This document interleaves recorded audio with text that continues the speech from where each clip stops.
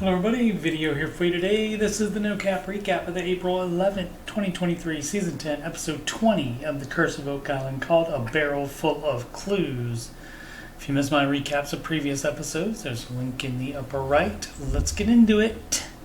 Previously on The Curse of Oak Island, people have been looking for an incredible treasure for 228 years. In the money pit area, Dumas Contracting is hammer grabbing the final 10 feet of the garden shaft.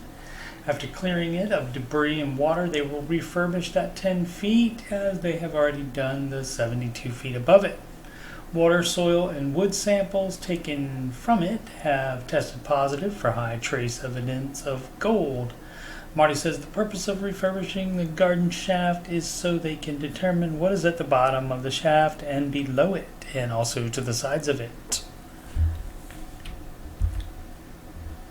Meanwhile, Rick and other members of the team are in the swamp, continuing to uncover a paved area that appears to be a continuation of the 1200 AD paved area below the eye of the swamp, and a ramp that connects to a previously discovered cobblestone path that goes up the side of the triangle-shaped swamp, and another that goes towards the money pit area. Laird has to leave to do some permitting. They don't say for what the permits are.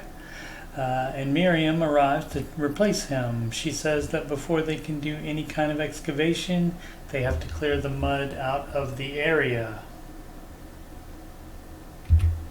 Metal detection expert Gary Drayton and Jack Bagley arrive at Lot 5 to continue unearthing metals that have been previously detected. Prior to the middle of this season, Lot 5 was owned by someone else and was off limits to the production. Numerous finds have been made there since, including half of a Roman coin that could be as old as 300 BC. The first item is a late 1700 square nail, but the next one is this ornate lead token. Gary suspects it to be Roman, like the coin. He has found others like it off Oak Island. They immediately take it to the lab. Emma later reveals it comes from a mine either in Iran or Sardinia off the coast of Italy. They will continue to try to identify the token. The next day, members of the team gather in the war room with researchers that have brought a presentation of information that possibly explains the finds in Lot 5 and the workings in the swamp.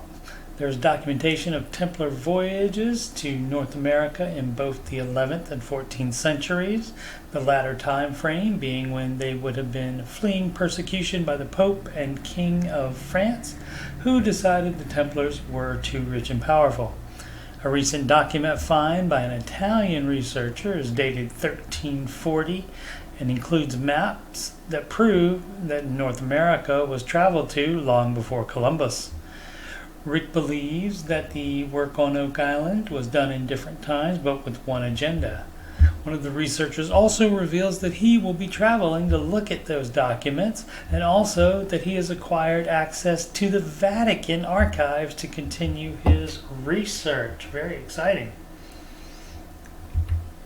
Later, back on Lot 5, Laird Niven reveals that the former landowner, Robert Young, who bought the property from Fred Nolan, called Laird 20 years ago to take a look at this circular stone feature.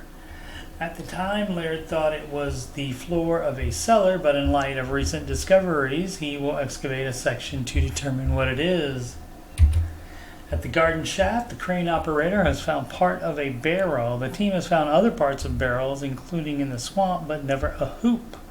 Rick notes that it must have come from an extremely big barrel. In the swamp, Billy brings the excavator to continue unearthing more sections of the stone ramp. The team identifies the border of the ramp on this side.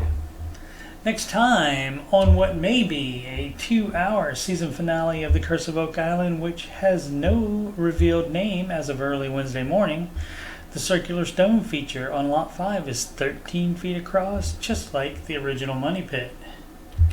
Gary finds whatever this is and later says it's got to be the oldest metal artifact found on Oak Island, to which blacksmith Carmen Legg says it's the oldest he's seen in all of Nova Scotia. And this expert says that something, perhaps the token from episode 20, is 5th century Roman and that he's 100% sure of it. I'll be recapping episodes weekly, and we'll catch up on recapping Season 3 of Beyond Oak Island after the main show's 10th season is over.